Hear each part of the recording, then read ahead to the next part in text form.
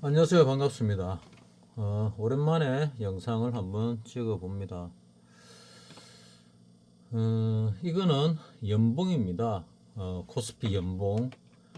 우리나라 주가가 내 기억으로는 확실한지 모르겠는데 기억으로는 1980년도 100으로 시작해가지고 75인가 뭐 70 얼마로 떨어졌다가 88년도에 1000을 찍고 내렸습니다. 그래서 이 88년도 또는 89년도 이 천이 꼭대기고 조정을 받고 뭐 92년도 요때는 거의 뭐 객장을 뒤엎고 난리 났거든요. 그리고 다시 반등을 해가지고 반등을 한 거는 아마도 요때가 김영삼 때입니다. 김영삼 때 요때는 노태우 때고 요 이전은 전두환 때죠. 전두환 때 쭉 올라가다가 노태우 때 노태우가 87년도 대통령 됐죠. 노태우가 되고 나서 조금 더 올라갔고 그리고 92년도 김영삼이가 대통령 선거를 해가지고 대통령이 되고 경기가 계속 안 좋았는데 뭐 금융 실명제 할 때가 94년도입니다. 그때 꼭대기 치고 IMF가 가는 길로 골로 가기 시작했습니다. 97년도 IMF가 오고 98년도 바닥 273을 찍고 김대중이 정권을 잡으면서 올랐다가 내렸다가 했고 그 다음에 노무현이 정권을 잡으면서 뭐 좀 더 올랐고 이명박이 정권을 잡을 때 리먼 사태가 터지면서 한번 꼬르박으면서 900이 깨져가지고 890 뭐 7인가 얼마가 됐었고 다음에 올라올 때 이명박이 뭐 요때쯤 뭐 1100에서 1300 정도로 생각하는데 기억이 되는데 그때 그러니까 2009년이죠. 2009년도에 지금 주식을 사면 부자 된다고 얘기를 했고 그리고 2000을 넘어갔습니다. 1000포인트가 또 올랐습니다. 그리고 2012년인가 뭐 13년인가 요때쯤 2012년이겠죠. 12년 때 박근혜가 정권을 잡아가지고 거의 횡보를 했습니다. 이때는 뭐 세계적으로 경기가 다운됐는데 나름대로 횡보했으니까 뭐 선방을 한 셈이었습니다. 이때 뭐 개콘 같은 데서는 개그 콘서트 같은 데서는 뭐 서울 전세가가 뭐 2억이니 3억이니 높다고 뭐 별 지랄을 다 틀었는데 지금은 전세값이 그거보다 훨 높지요. 하여튼 뭐 이 광대들은 뭐 반정부적이고 반체제적인 경우가 많으니까 뭐 이해는 합니다. 뭐 그리고 진주라는 보석은 썩은 조개에서 납니다. 조개가 썩어야 보석이 되니까 그만큼 고통을 통해서 뭔가 창작이 되니까 뭐 그렇게 삐딱하고 반체제적이고 반정부적일 수밖에는 없다고 보는 게 맞겠죠. 친정부적이면은 뭐 북한의 그 기쁨조라든지 뭐 예능인들이라든지 뭐 이런 식으로 체제 선전을 하겠죠. 뭐 그러면은 예술이라는 측면에서는 한계가 있다고 나는 개인적으로 생각을 합니다. 그래서 모든 사회적인 현상에는 음과 양이 다 있는 거고 예술은 그 암흑기 속에서 태어나는 경우가 많으니까 그거는 그 나름대로 가치가 있다고 판단을 하고 그 다음에 2017년에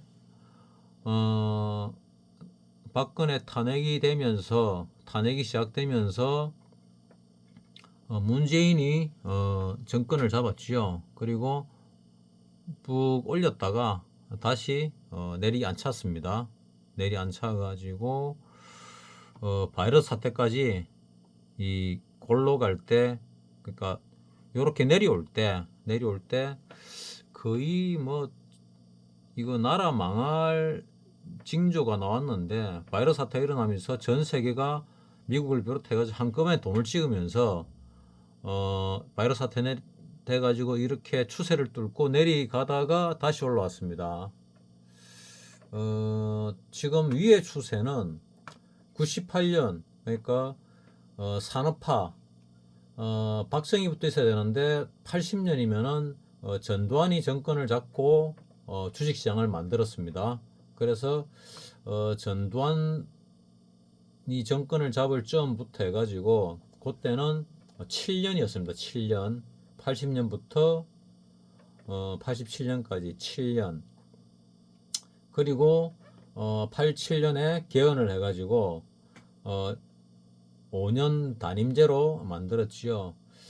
전두환이 7년만 단임만 하고 그만두겠다고 뭐 여러 번 해마다 공표를 했는데 아무도 안 믿었지요. 정치인들은 뭐 안 믿을 이유도 없는데 안 믿었고, 전두환이 조금 더 정권을 잡고 있었으면은 우리나라가 더 발전했겠죠.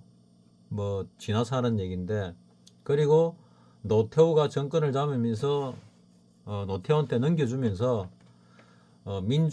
민주화를 통해 가지고 주가도 올리고 뭐 또 주가를 올리면서 해먹었겠죠. 정권에 있는 사람은 뭐 좋게 말하면 통치자금, 뭐 비자금 이런 걸 통해 가지고 뭐 돈을 쓰게 되는데, 박정희 때까지만 해도 경제력이 약하니까 뭐 통치자금이 뭐 거의 없다시피 했지만은 그래도 국가 예산에서 책정을 내 가지고 뺏은 걸로 알고 있습니다. 어차피 뭐 정치라는 게 그런 거고 청와대 검일봉이라는 것도 그런 거니까. 전두환 때는 기업인들로부터 많이 뺏어 먹은 걸로 알고 있고, 통치자금을. 노태우 때는 이 주식시장에서 돈을 많이 만든 것 같습니다. 자세히는 모르겠지만은. 그리고 뭐 김영삼 때는 김현철이 아들이 비자금을 무지하게 많이 만들었는데 뭐 그 자금이 내인대까지 흘러들어올 뻔할 정도로 했으니까 뭐 상당히 많이 해먹었겠죠. 그 당시 어마어마한 돈을 갖고 있었습니다. 들리는 소문으로. 내 한 달이 건너가지고 아는 사람은 망했다가 그 자금을 가지고 뭐 좀 일어섰는데 그 뒤에는 어찌 됐는지 모르겠습니다. 나는 질이 안 좋은 사람하고는 가까이 하지 말자 주의이기 때문에 알고 보니까 질이 좀 안 좋길래 그냥 제꼈습니다. 뭐 그렇게 우리나라가 이래 쭉 흘러왔습니다. 그래서 지금 연봉 이 봉 차트 연봉으로 볼 때 요 밑에는 일단은 사실은 빼고 보는 게 맞겠죠. 요거를 왜 끊는가 하면은 요 위에는 위에를 88년을 꼭대기로 봅니다. 꼭대기로 보고 A, B, C 지그재적 파동의 조정으로 보고, 그 다음에 다음 파동이 여기서 끝났다고 일단 보고 있습니다.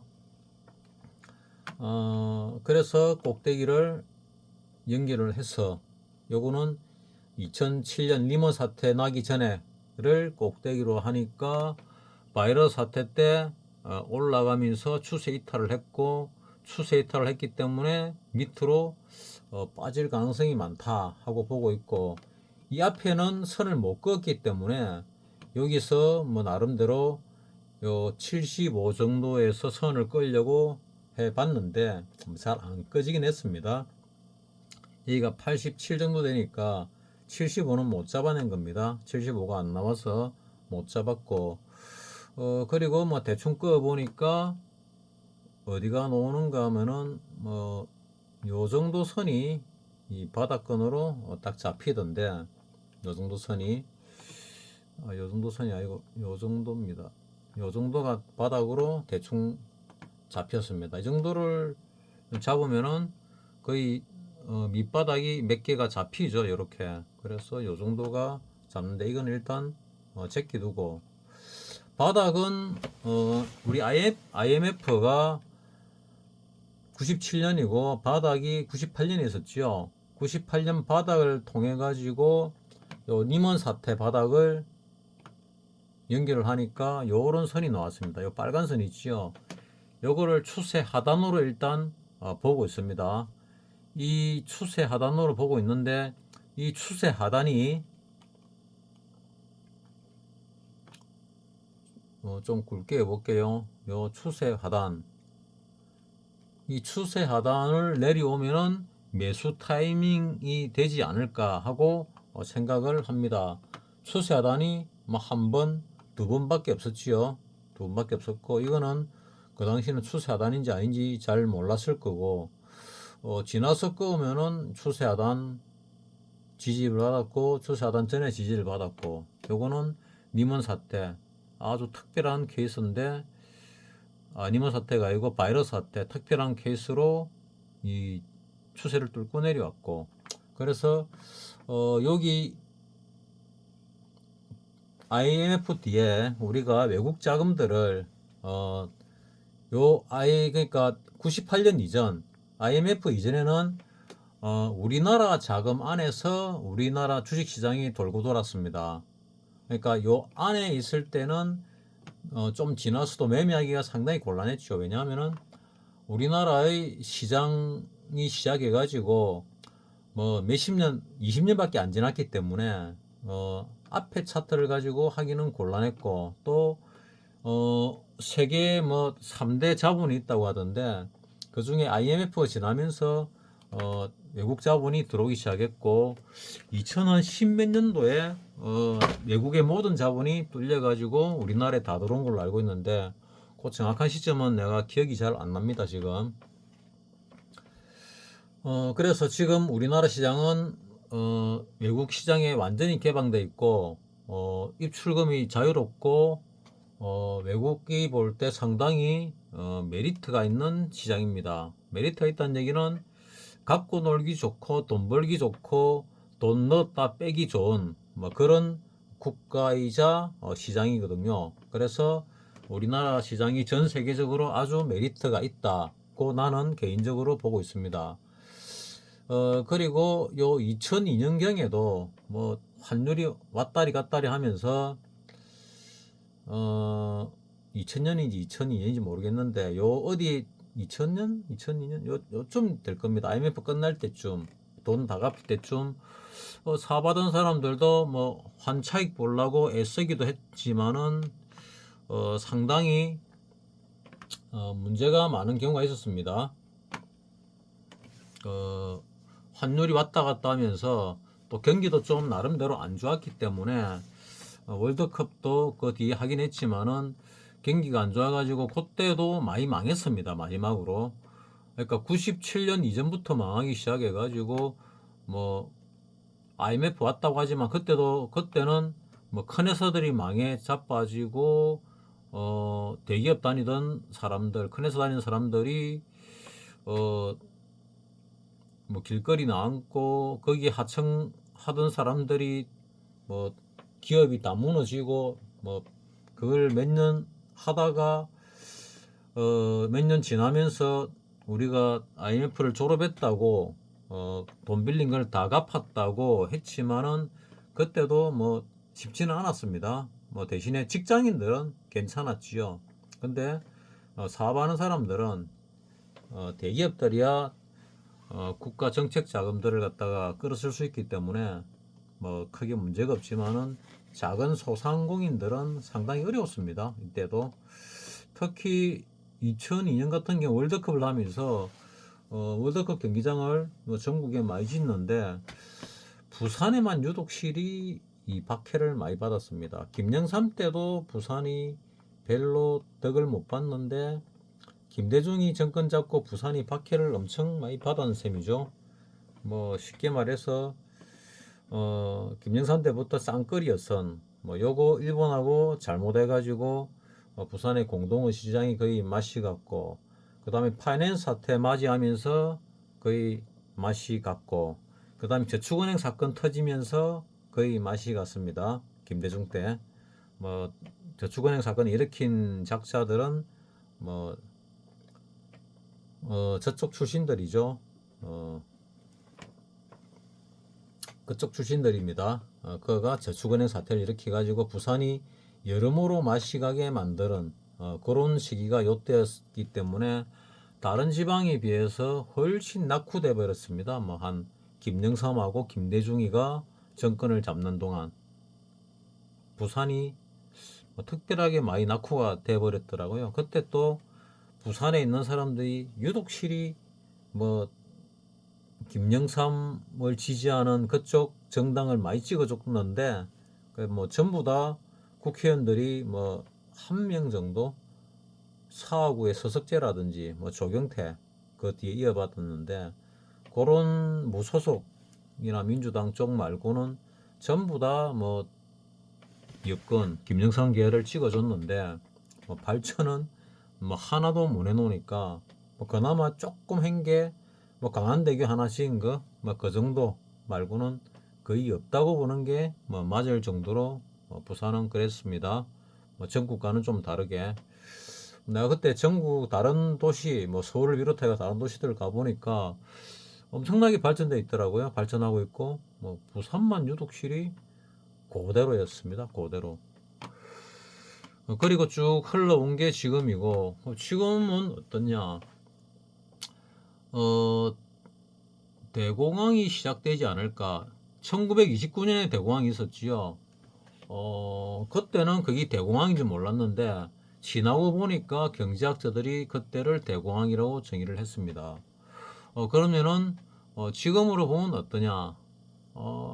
내가 그때 태어나지도 않았고 내 아버지도 뭐 그때 태어나신 지가 몇 년밖에 안 됐고, 그래서 대공황에 대해서 잘 모르는 부분이었고, 그런 공황이 일어나면은 경제적 제재를 하게 되고, 그런 제재를 하게 되면 결국 전쟁이 일어나는 경우를 흔히 봤습니다. 그래서 중국이 2023년부터인가 뭐 제대로 발표를 안 하고 있습니다. 실업률에 대해서 뭐 여러 가지 이 평가에 대해서 그런 부분이, 그러면 2022년부터 바이러스 사태 2002년이었죠. 2020년이었죠. 그 바이러스 사태를 한 2년 지나면서 해제가 되었음에도 중국은 계속 골로 가고 있는 거죠. 그래서 2022년부터는 거의 내부적으로 썩어가고 있지 않나. 그래서 과거에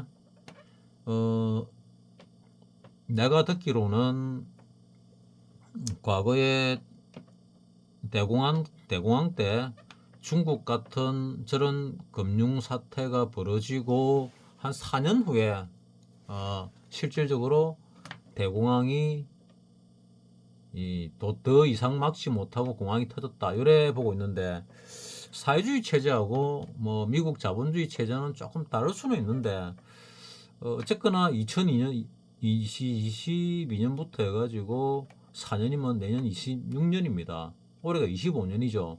그러면 4년을 중심으로 앞뒤로 1년을 잡으면은 25, 26, 27년 요때쯤 해가지고 중국발 대공황이 올 가능성이 매우 크지 않을까, 이렇게 일단 보고 있습니다. 자, 연봉으로 볼 때 이 리먼 사태를 바닥으로 끄면은 요런 추세가 나오고, 요 추세는 위쪽 추세와 거의 터널 같이 비슷하지요. 그래서 아마 여기 하방 추세로 맞지 않을까. 더 정확한 거는 요 앞에 데이터를 알면 되는데, 해마다 이 데이터가 하나씩 사라지네요. 해마다 데이터가 하나씩 사라집니다. 작년에는 85년께 있은 것 같은데, 얼마 전까 몇 년까지 있었는데 이제 85년까지 사라졌습니다. 86년도부터 있거든요.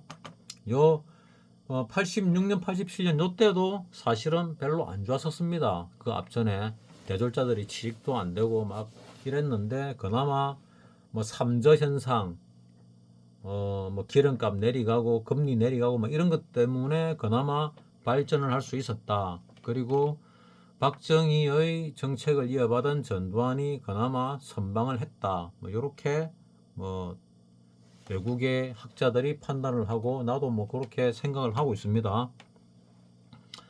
자, 지금은 어떻냐? 지금을 보게 되면은 거의 요 꼭대기를 쭉 끄면은 요래 되겠지요. 너무 굵으니까 조금 가늘게 요 1로 잡아가지고 하고,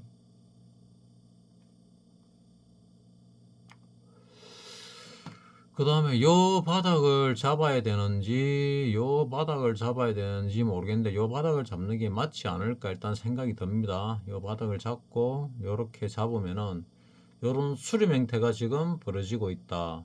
이 연봉에서 이 수렴을 이탈할 때 그쪽 방향으로 가지 않을까. 요래 보면은 일단 요 수렴 안에 지금 들어와 있는 상황이죠. 수렴 안에 일단은 들어와 있습니다. 요렇게 요래 잡으면은 일단 수렴 안에 들어와 있죠.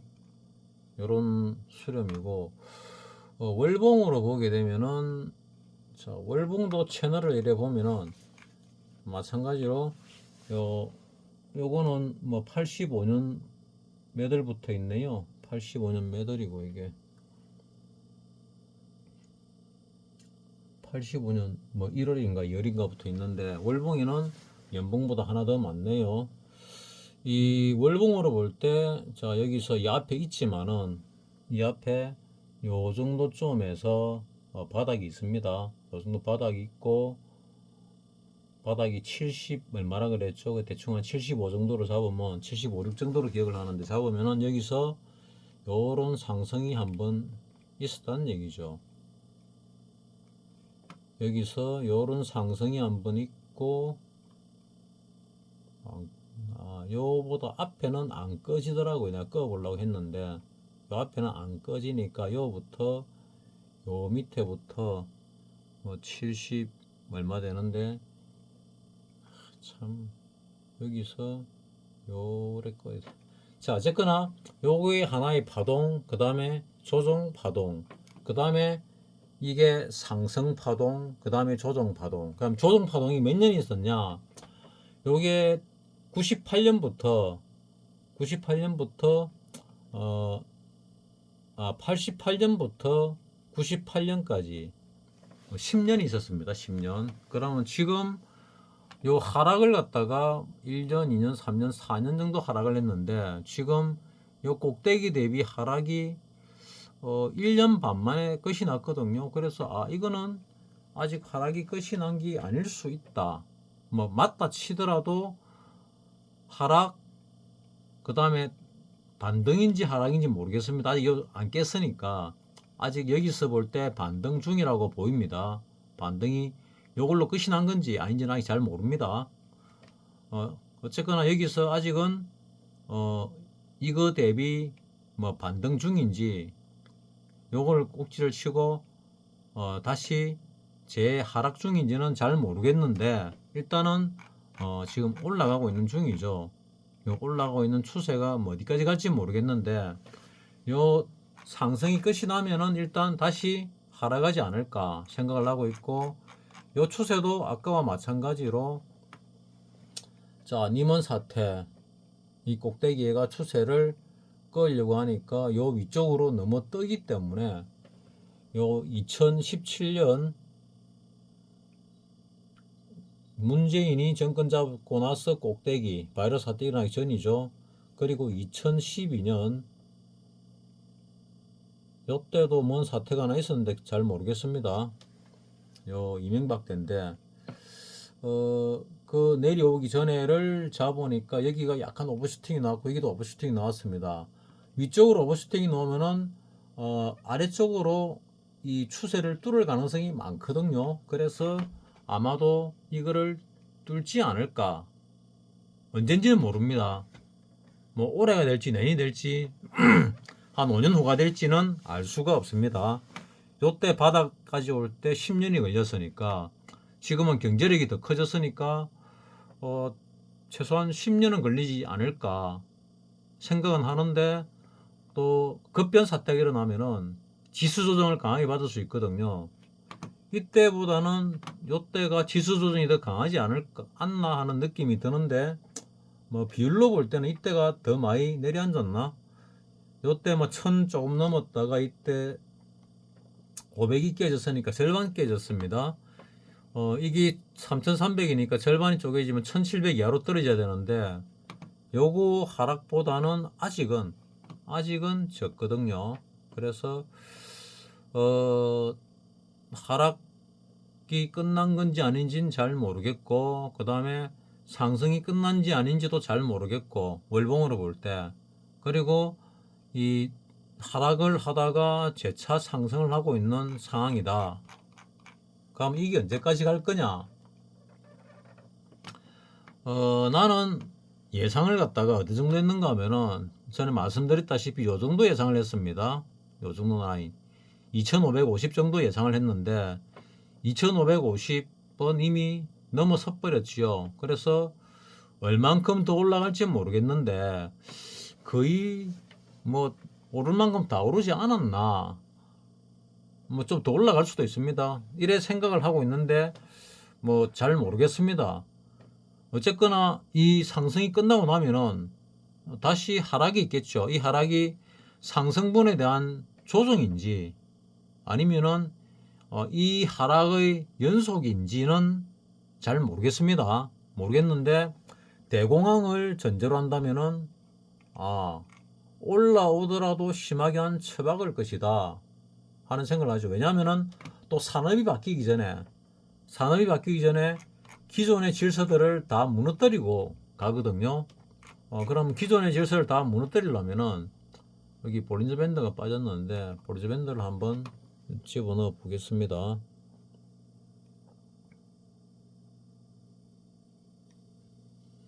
이 월봉에서 볼린저 밴드도 뭐 상당히 중요한 부분이니까 볼린저 밴드를 집어넣어 보면은, 볼린저 밴드 하단에 닿았다가 이제 위로 올라가는 중이죠. 상단에 닿았다가 밑으로 떨어지는 중이고, 그래서 지금 수렴 형태를 띄고 있는데, 수렴 형태를 띄고 반대 방향으로 뭐 한동안 갔다가 다시 그 반대 방향으로 갈 가능성이 있는 그런 상황입니다. 그래서 지금 전체 흐름을 갖다가 내가 작년 12월 달에 컴퓨터를 업그레이드 시킨다고 바꾸면서 뭐 꺼놓은 것들이 다 날라가 버렸더라고요. 나는요, 내가 보는 이게 뭐 미래세신가 이 안에 들어있다고 기록돼 있다고 생각을 했는데 다 날라가고 없었습니다. 그래서 오늘 새로 꺼봤습니다. 앞전에 꺼은 거는 또 사라졌더라고요. 왜 자꾸 사라지는지 모르겠는데 사라졌고, 연봉, 월봉, 주봉, 뭐 주봉까지 세세하게는 안 봤는데 아직 일봉을 볼 때 내가 예상한 거를 일단은 도달했다. 그래서 이제 하방으로 가도 이상하지는 않는데 이제 외국인 개인이 샀네요. 연기금도 사고 금융투자만 팔았고 사모펀드가 팔았고, 사모펀드가 잘하는지 몰랐는데 전에 우연히 이 과거 데이터를 쭉 보다 보니까 사모펀드가 상당히 매매를 잘 하더라고요. 매매를 잘 하는 걸 봤습니다. 자, 이걸 일별 매매로 볼 때 외국인들이 아직도 판다는 느낌은 없거든요. 뭐 계속 팔다가 사기 시작했지요. 근데 언젠가부터는 계속 올라가고 있습니다. 요 언젠가 하면은 4월 9일, 오늘이 5월 11일이죠. 그러니까 한 달 동안 지금 올랐습니다. 한 달을 올랐는데 외국인이 팔았는데도 올랐고 사는데도 오르고, 그래서 외국인이 팔면 그 다음에 기관이 받아서 사죠. 연기금은 계속 샀습니다. 기관도 계속 샀지요. 계속 샀고, 그러면은 외국인이 처음에 올렸고 그 다음에 기관이 올리고 이제 마지막으로 개인이 올리면 끝이 납니다. 그러면은 개인이 올릴 거냐 말 거냐 이거 아직 잘 모르겠습니다. 근데 나는 여기 올라올 때 이 정도는 올라올 거라 예상했고, 더 올라가면 보리즈밴드, 더 올라가면 오버슈팅으로 봐야 될 거고, 오버슈팅이 나오면은 또 크게 한번 밑으로 치박지 않을까 이래 생각을 하고, 안 그러더라도 밑으로 내릴 가능성은 있는데, 트럼프가 관세를 가지고 4월 달에 한번 친다고 얘기를 해서 뭐 조정을 나름대로 좀 받았다 생각했는데, 더 크게 급락을 했는데, 요거는 내가 이만큼 급락할지는 몰랐습니다. 왜냐면은 이미 다 놓은 악재고, 놓은 게 현실화되면은 보통 바닥을 찍고 올라가거든요. 근데 더 떨어졌다가 올라갔기 때문에 굉장히 내 예상을 벗어나가지고 한동안 많이 헤맸습니다. 뭐 지금도 정확하게 모르겠는데, 일단 전체 흐름으로 볼 때 공황이 일어날 가능성이 있고, 전쟁이 일어날 가능성도 있고, 그리고 산업이 바뀌니까 기존 산업이 죽어야 되고 새로운 산업이 뜬다. 그러면은 한 번쯤은 기존의 이 기업들이 물갈이 돼야 된다. 환골탈퇴하지 못하는 기업들은 망하고 없어진다. 요게 그동안에 산업이 바뀔 때의 역사입니다. 우리나라로 볼 때는 IMF 때 한번 그런 적이 있었지요. 한번 뒤바뀌었습니다. 재계 순위고 뭐고. 그때가 벌써 한 25년, 27년 요 정도 되네요. 큰 기업들, 똑똑한 사람이 많은 기업들은 경영진에서 알더라고요. 그때 IMF 쯤에 내 다니던 상장회사는 똑똑한 서울대 출신들이 아주 많은 회사였습니다. 비율로 따지면은 엄청나게 많았습니다. 웬만한 회사는 못 따라올 정도로 서울대 출신 비율이 많았는데, 뭐 회장이 서울대 출신이다 보니까 뭐 그런 것도 있고 뭐 한 것 같은데, 어쨌거나 서울대를 많이 키웠고 서울대를 좋아했고, 근데 뭐 더 이상 크지는 않더라고요. 공부 잘하는 사람들의 한계가 너무 배우는 건 잘하는데 창의적으로 뭐 하는 거는 더 똑똑한 애들이 있더라고요. 서울대를 안 나온 더 똑똑한 애들. 물론 서울대 안에서도 더 똑똑한 천재들이 있긴 합니다만은 숫자로 따지면은 서울대를 안 나온 데서 더 똑똑한 애들이 많더라 하는 거를 내가 내 경험적으로 그냥 보고 있습니다. 그때 회사가 95년부터 구조조정을 시작을 했거든요. 그러니까 인원들을 줄이고 기구를 축소하고, 뭐 계열사가 그때 50몇 개, 60몇 개 이래 있었는데 그거를 거의 절반 이하로 줄이고, 뭐 상장된 회사조차도 뭐 거의 날리는 뭐 그런 상황들이 벌어졌습니다. 본 회사 말고 계열사 중에 상장된 회사들도 날리더라고요. 그래서 먼저 알았다. 한 2, 3년 전에 IMF 오기 전에. 그러면은 지금도 똑똑한 뭐 또는 옛날로 따지면은 뭐 기조실, 기획조정실이 있는 그런 회사, 뭐 대기업들이겠죠. 그런 데는 향후 어떤 일이 벌어질지를 대충 안다고 보는 게 맞습니다.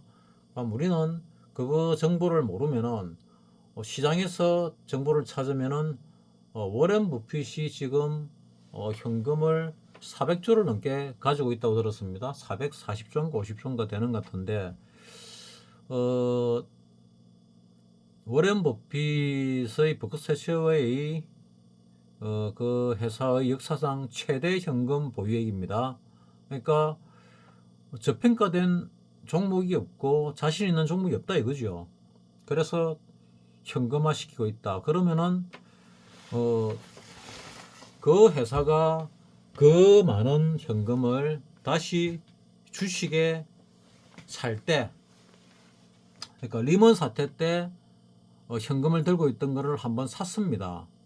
버크셔웨이의 워런 버핏이 그때 샀을 때가 내리갈 때 샀거든요. 내리갈 때 무릎쯤에 다 산 걸로 알고 있습니다. 현금 전부를. 그리고 무릎 밑에 바닥 찍고 다시 무릎까지 올라올 때 그때 6개월인가 1년인가 정도 시간이 흘렀거든요. 6개월 정도 흘른 것 같은데, 그리고 한 1년 정도 지나면서 대충 허리부터 사기 시작했고 무릎에서 다 샀습니다. 전부 다. 그러니까 본전될 때까지가 한 1년 정도 걸렸던 걸로 기억을 합니다.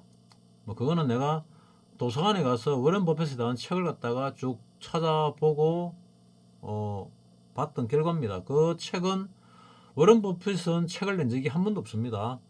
워런 버핏을 연구하는 사람들이, 잘 아는 사람들이 이 뒤에 책을 만들었습니다. 워런 버핏이 했던 행동을 가지고 뭐 그거를 얘기하는 겁니다.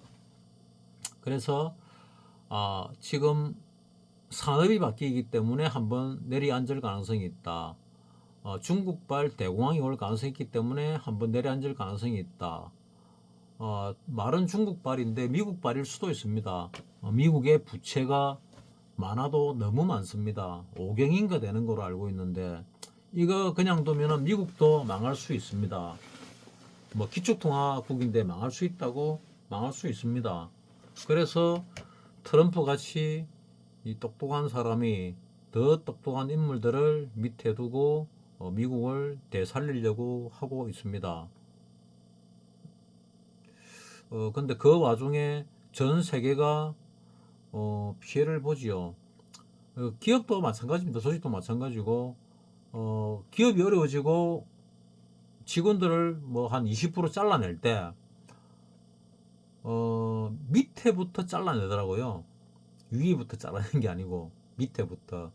칼자루를 뭐 나는 그때 뭐 일반 직원이었으니까 지점장, 그러니까 부장급이죠.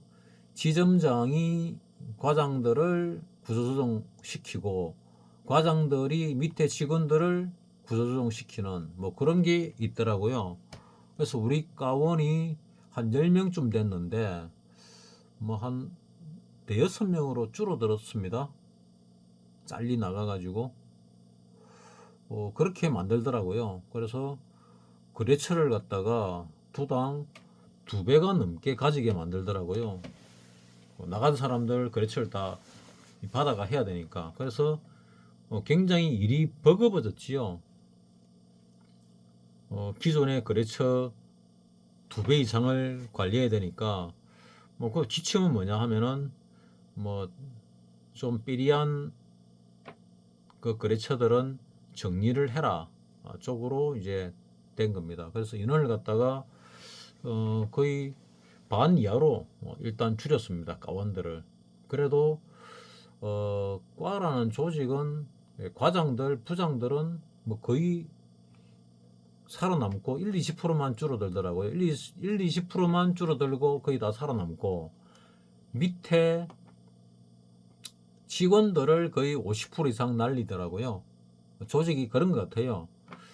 예전에 1차 대전이 끝나고 2차 대전 되기 전에 1차 대전이 끝나고 연합군들이 독일에다가 징벌을 가했죠. 징벌을 가하고 그 징벌 중에 하나가 군인의 숫자를 10만 명 이하로 딱 못 박아 버렸습니다. 그랬더니 이 독일인들이 머리가 좋은가 10만 명 거의 전원을 간부로 만들었습니다. 간부로 만들어 놓으니까 그러니까 장교 체제로 만들었다는 얘기죠. 간부로 만드니까 이 간부들이 장교들이 훈련소에서 보통 보면은 훈련소도 뭐 중대장이 있을 거고 밑에 뭐 소대장들이 있을 거고 뭐 훈육관 교관들이 있을 거고 뭐 이래 쭉 있습니다. 뭐 여러 가지 업무를 같이 하게 되는데 그러면 중대 하나에 중대장이 뭐 대위가 있을 거고, 그 밑에 뭐 소위중위가 뭐 한 몇 명 있을 거고, 또 그 밑에 뭐 중사, 상사, 상사, 중사, 하사들이 몇 명 있을 거고, 요런 체제로 해가지고 한 개 중대가 운영이 되겠죠. 그 소위중위 대신에 뭐 중사들로 편성할 수도 있고, 하사, 중사로 편성할 수 있고, 그런 식으로 간부들 위주로 독일이 군대 편성해 놓으니까 훈련을 뭐 4주, 6주, 8주 정도 하면은 뭐 빵이든 현역이든 만들어내지요. 그러니까 한 2달이면은 징집해가지고 군인을 만들어냅니다. 바로 전쟁을 수행할 수 있습니다. 그러니까 10만 명으로 만들어 놨는데 갑자기 100만 대군, 200만 대군이 돼버린 거죠. 몇 달 사이에. 그게 가능하거든요. 간부 숫자만 그래 많이 늘리면은, 간부 숫자 10만 명은 실질적으로 100만 대군, 200만 대군과 맞먹습니다. 그런 작전을 독일이 쓴 거죠. 그래서 몇 년 지나서 2차 세계대전을 또 일으켰지요. 뭐 이유가 여러 가지가 있겠지만은, 일으킬 수 있는 건 일단 군인이 있었고, 간부가 있었고, 훈련을 시킬 간부가 있었고, 또 훈련을 시켜서 군인을 만들어냈고, 그래서 가능한 겁니다. 그런 관점에서 본다면은 기업들도 마찬가지로 밑에 쫄개들을 자르고 간부 위주로 편성하는 게 어찌 보면 맞을 수도 있겠다 하는 생각을 했습니다. 내가 그 다닐 때는 그 생각을 못 했지요. 저 무능한 과장들을 먼저 잘라내야 된다, 이렇게 생각을 했는데, 칼자루를 결국은 일선 과장들, 뭐 입사한 지 한 10년에서 15년 사이 되는 그 과장들, 소장들 손에 쥐주 가지고 사원들을 50% 이상 잘라냈다. 그리고 그 과장급, 소장급 때는 요런 사람들은 한 1, 20%밖에 안 잘라냈다. 더 위에 부장급들은 더 적게 자르더라. 뭐 정년대가 나가는 사람들은 나가는 거고, 부서 통폐합하면은 한 명 나가는 거죠. 그런 게 IMF 때 있었습니다. 거기 우리 회사만은 아니고 다른 회사, 그러니까 내 동기들이 갔던 다른 회사도 똑같은 일들이 벌어졌습니다. 산업이 변화할 때 그런 게 벌어집니다. 그래서 이번에도 산업도 변화하고 대공황도 발생할 것 같고, 우리 IMF 때 못지않은 우리의 IMF 때는 우리나라만 상황이 안 좋았고 다른 나라는 괜찮았습니다. 우리나라는 수출에 먹고 사는 나라죠. 근데 지금은 우리나라도 안 좋지만 다른 나라도 안 좋습니다. 그래서 수출에 먹고 살기가 꽤 까다로울 수 있는 상황인데, 그나마 다행인 거는 중국이라는 세계 공장이 자멸을 하는 그런 상황이 벌어지고 있습니다. 그래서 지금 미국과 중국이 뭐 전쟁을 하는데, 아직은 돈 가지고 전쟁을 하는데, 뭐 관세 전쟁이죠. 환율 전쟁이고, 환율 전쟁 아직 시작이 안 됐는지 시작이 됐는지 모르겠는데, 관세 전쟁, 뭐 환율 전쟁, 이런 경제 전쟁입니다. 여기 끝물에 가면은 이제 무력 전쟁이 일어날 가능성이 꽤나 많아 보이는데, 아직은 경제 전쟁을 하고 있습니다. 그래서 미국이 어디에 줄 설 거냐 선택을 해라 하는데, 국민들한테 뭐 그 선택권이 있고, 결과적으로는 국민이 뽑은 국민의 대표들이 대표라 그러면 선거직은 뭐 입법부와 행정부밖에 없지요. 행정부는 뭐 대통령이라든지 뭐 도지사, 뭐 시장, 이런 사람들이 있고, 입법부는 뭐 국회의원, 시의원, 뭐 이런 선출직 입법부들이 있지요. 뭐 입법부라 그러면은 뭐 국회의원들이 단데, 뭐 시의원 이런 데는 뭐 각 도나 시에 뭐 조례 이런 걸 만들겠죠. 뭐 저거 이제 맞는 법들. 그래서 지금은 상황 자체가 그렇다. 그래서 올라가면은 한번 털 필요가 있다. 지금 워런 버핏을 보나 지금 전쟁하는 걸 보나 이게 바닥이라고 보이지는 않습니다. 그리고 이렇게 추세 이탈한 거품이 있으면은 자 요때 거품이 있을 때 약간 있다고 봤을 때 추세 하단까지 내려왔지요. 그 다음에 이때 추세 상단에 갔다가 중단에 걸쳤다가 다시 추세 상단 갔다가 두 번 추세를 뚫으려고 하다 못 뚫으니까 요 추세 하단을 뚫고 내려왔습니다.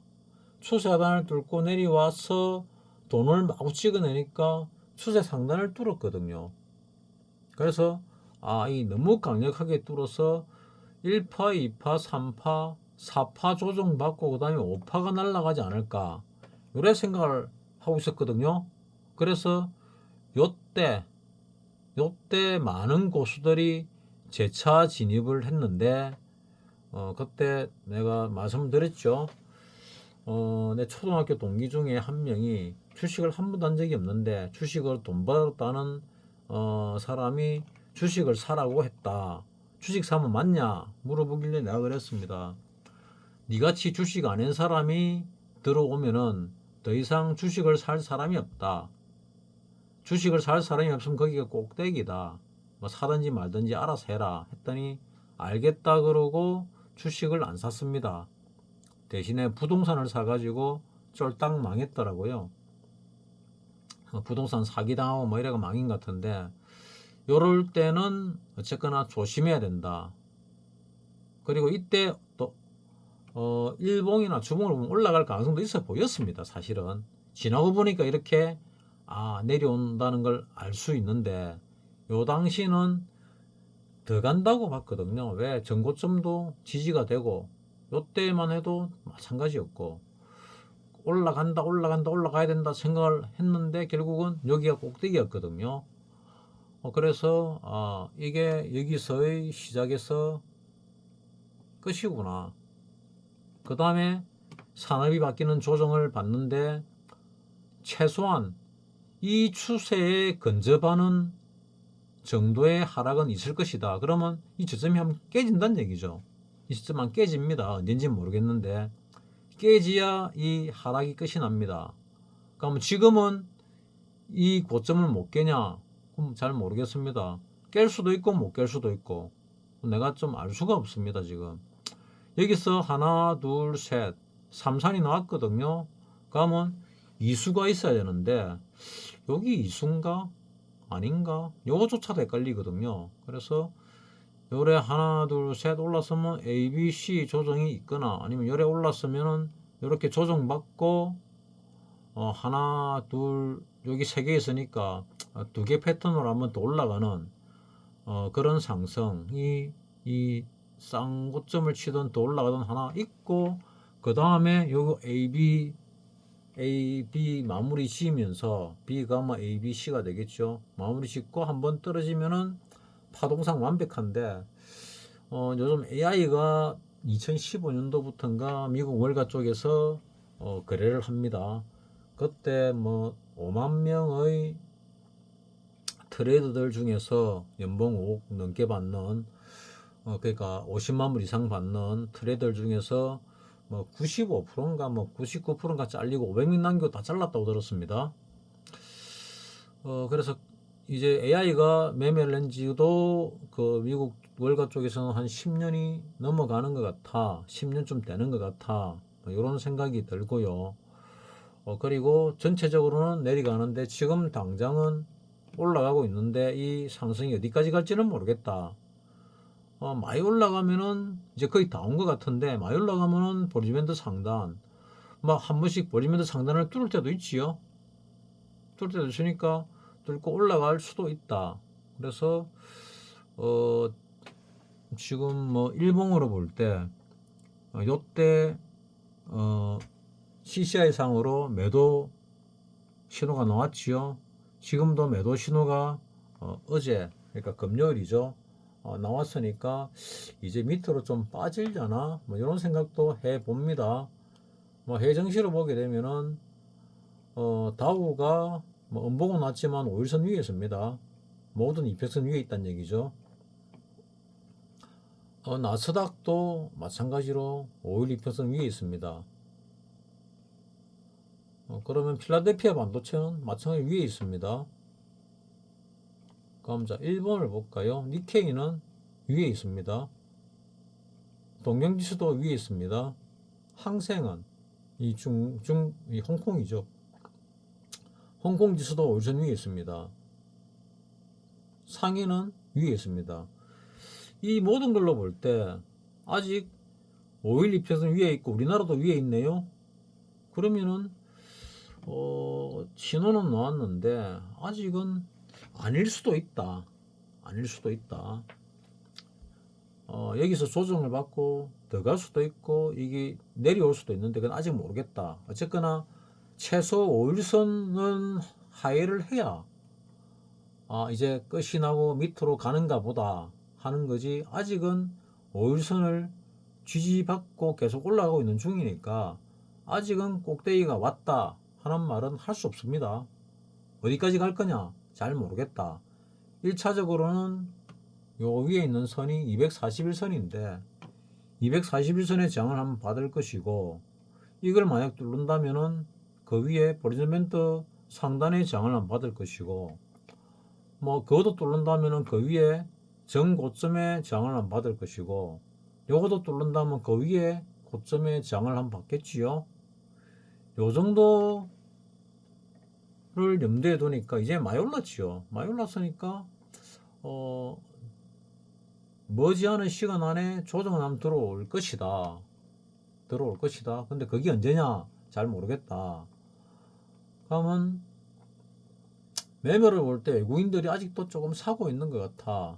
코스피 통합으로 볼 때.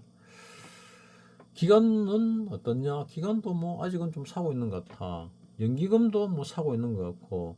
사모펀드는 샀다 팔았다 하는데 결국 따지보면은 아직은 뭐 그렇게 크게 파는 것 같지는 않다. 뭐 그래 보이죠? 대충 보면은 뭐 파는 게 조금은 더 많은 건 같은데 아직은 본격적으로 파는 것 같지는 않다. 금융 투자는 워낙 변화무쌍하게 매매를 하기 때문에 이거는 잘 모르겠다. 외국인은 아직도 조금씩 사고 있다. 그래서 추세도 아직 안 꺾였다. 그래서 아직은 하방은 아니다. 그러면은 뭐 잘 안 보지만 코스닥을 한번 볼까요? 코스닥은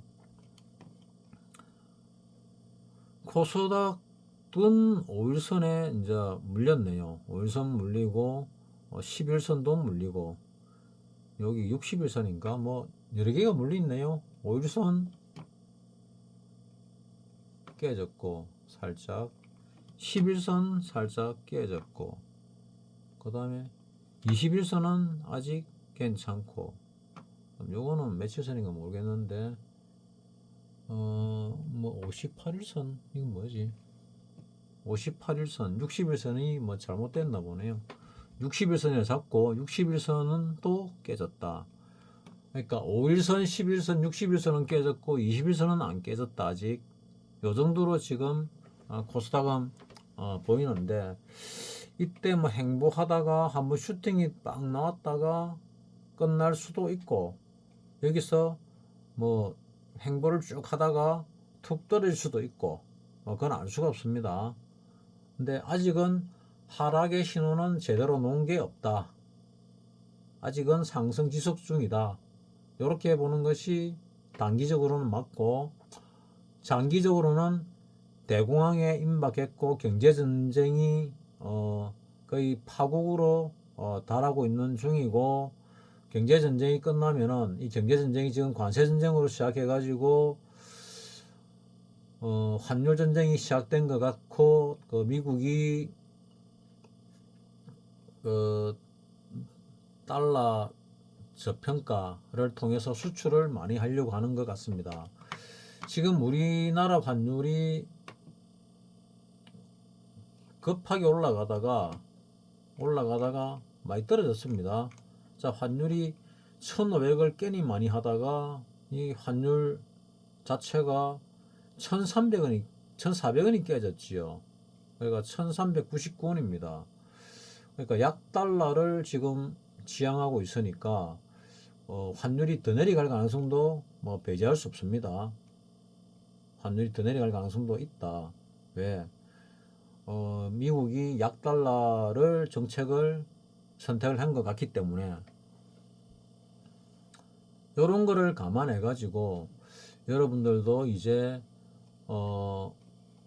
올해는 반드시 현금을 90% 이상 확보하시라. 그리고 더 이상 뭐 대부분의 주식을 가지고 현금을 가지고는 주식 매매를 하지 마시라. 굳이 하고 싶으면은 10% 정도만 가지고 시장에서 감각을 익히시라. 이렇게 권유를 해드리고 싶고, 그러면 언제 주식을 살 거냐? 워렌 버핏의 버크셔 해서웨이 그쪽이 주식을 사겠다고 공개적으로 발표하면은 그때부터 사도 늦지 않다. 그때도 바닥은 아니다. 거기가 뭐 400 수십조가 있는데 현금이 10분의 1로 줄어들 때 400조 이상을 샀을 때 그때 왕창 들어가면 그게 바닥일 가능성이 제일 높지 않을까. 워렌 버핏이 대표로 있던 회사가 망하지 않는다면, 천익에서는 은퇴를 했지만은 그래도 워렌 버핏을 보고 그 회사에 투자를 하지, 그 새로운 CEO를 보고 그 회사에 투자를 하지는 않을 거거든요. 워렌 버핏의 영향력은 아직도 막강합니다. 앞으로도 살아있는 동안은 막강할 겁니다. 찰리 먼거가 죽기 뭐 보름 전까지도 얘기를 했잖아요. 정신 멀쩡하게. 그래서 워렌 버핏이 찰리 먼거보다 뭐 7살인가 5살인가 뭐 얼마 적을 5살인가 적을 겁니다.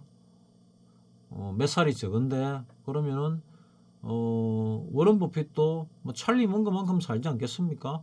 그러면 한 5년은 더 살 거다. 그러면 2030년 정도까지는 뭐 살지 않을까.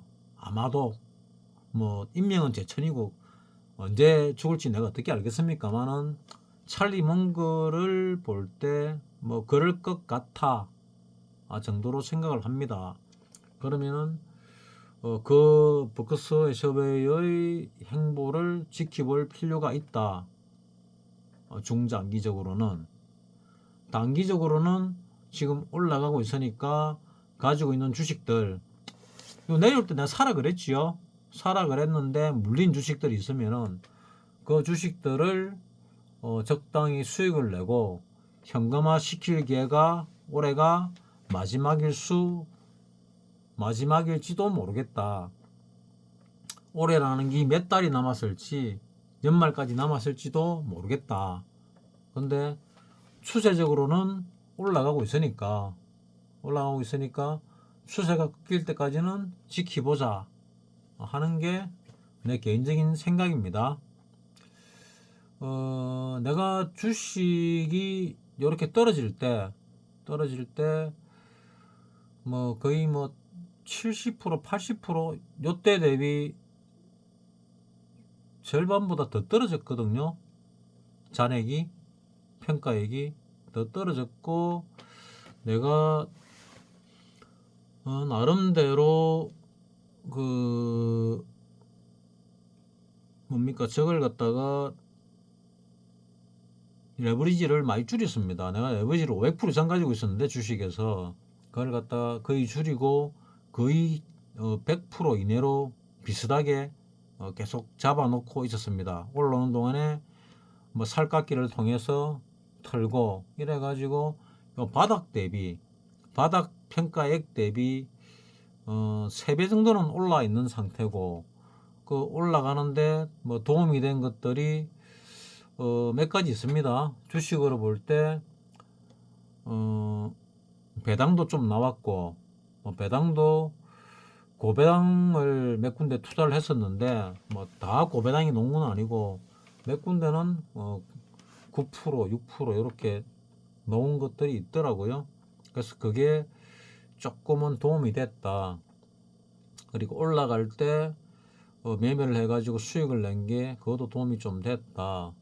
뭐 그렇습니다. 그리고 코인을 하도 뭐 누가 투자를 해라 그래가지고 내가 작년에 투자한 걸로 끝내고 내가 가지고 있는 코인 거기 이제 채굴을 하고 있는데 상장이 됐습니다. 내가 한번 소개는 한 적이 있는데 내가 코인이 한 2,600 몇십 개 채굴이 돼 있는 상태인데 뭐 내 지갑으로 들어온 거는 아직 몇 프로가 안 되더라고요. 팔라고 했더니 2달 전에 상장이 됐는데 상장되면서 시총이 비트코인 포함해 가지고 전 세계 10위권 정도 됐고 한 팔라고 내가 팔고 다른 코인 쪽으로 갈아타려고 생각을 하고 보니까 많이 내렸더라고요. 한 3분의 1 조금 났나? 뭐 그래서 이제 세계 20위권 정도로 떨어졌더라고요. 시가총액이 시총이 코인의 시총이. 그래서 다른 돈으로 일단 뭐 조금 투자를 했습니다. 1년 후에 상당히 큰 금액을 주겠다. 뭐 그러니까 뭐 쉽게 말해서 내가 100만 원을 투자했는데 1년 후에 7천을 주겠답니다. 7천. 코인으로 가능하냐? 뭐 충분히 가능하죠. 내가 옵션 가지고 몇 달 동안 그거보다 훨씬 큰 수익을 냈거든요. 잠을 못 자가면서 해서 건강도 해치고 이랬는데 뭐 건강도 안 해치고 그냥 넣어놓고 100만 원 넣어놓고 7천을 받을 수 있으면은 한번 해볼 직하지 않을까. 이래서 막 한 쏙는 셈 치고 뭐 한번 돈 날렸다 생각하고 술 한잔 먹었다 생각하고 뭐 한 그냥 100만 원만 넣어놓고 1년을 버티보려고요. 석 달 지나면은 뭐 100만 원이 이거 290인가 뭐 얼마를 준다고 하더라고요. 근데 그 복리로부터 나가니까 뭐 1년만 그냥 뭐 사기 당한다 생각하고 있으면은 7천이 될 수 있는데 뭐 석 달 있다가 또 빼가지고 또 넣고 이런 거는 뭐 별론 것 같아서 아마 한 1년 기다려가지고 그냥 내 주변에 친한 사람 두 사람이 얘기했더니 100% 사기라고 얘기하더라고요. 근데 내인데 소개한 사람은 자기가 15,000불 들어갔으니까 뭐 아주 좋다고 얘기를 하더라고요. 그게 계속 수익이 나서 자기는 재투자를 하고 있다. 뭐 그래 얘기를 하는데 재투자하는 게 잘한 건지 모르겠는데 이번에 새로 시작을 한다고 아직 시작이 안 됐는데 하길래 일단 돈을 던지주고 왔습니다. 돈을 던지주고 왔고 뭐 날리봐야 뭐 100만 원이니까 내가 뭐 돈 날린 게 숱하게 많은데 100만 원 더 날린 거 뭐 안 날린 게 뭔 다른 게 있냐 생각이 들고 주식도 팔아가지고 한 100만 원 더 넣을까 뭐 생각도 합니다. 뭐 또 100만 원 더 넣으면 1년 지나면 이제 1억 4천이 되니까 받을 수 있다면은 그런 생각도 하고 있는데 사기일 가능성 원래 수익이 크면 고수익은 고리스크를 동반한다고 보는 게 맞습니다. 그래서 지금 세상이 바뀌고 모든 게 바뀌는 상황에서 코인 쪽도 그러니까 트럼프를 당선시킨 세력이 코인 세력과 방산업체 세력과 뭐 몇 개 세력이 있다고 들었습니다. 그래서 트럼프가 당선이 되고 코인 세력, 코인 가격이 많이 떨어졌지요. 그래서 되는 코인은 지금이 또 기회일 수도 있다. 근데 내가 해봤는데 뭐 많이 복잡하더라고요. 그 거래소도 내가 못 믿겠고 또 외국 거래소는 우리나라 거보다 더 못 믿겠고 우리나라 거래소는 선물이 안 되니까, 코인 선물이 안 되니까 양방향이 안 되고, 내려가는 게 확실히 비는데 돈을 못 버니까, 그럼 하기도 그렇고, 그 내가 코인 밑방향만 되니까 들어가 가지고 했는데, 뭐 옵션에서 또는 선물 파생 쪽에서 좀 크게 먹는 버릇이 있으니까, 조금 뭐 1, 20% 수익 날 때 안 팔고 있으니까 계속 깨지더라고요. 그래서 50% 깨질 때 내가 그냥 손절 치고 끝냈거든요, 작년에. 그래서 뭐 한 6개월 뭐 이렇게 세월 흘러가 9개월 세월 흘러가지고 지켜보니까 더 많이 내려갔다가 내가 팔았던 데 비슷한 데까지 꼭대기 치고 다시 내려갔더라고요. 그래서 그때 막 손절 친 게 잘했구나. 그래서 나는 채굴하고 있는 코인만, 파이 코인만 해야겠다.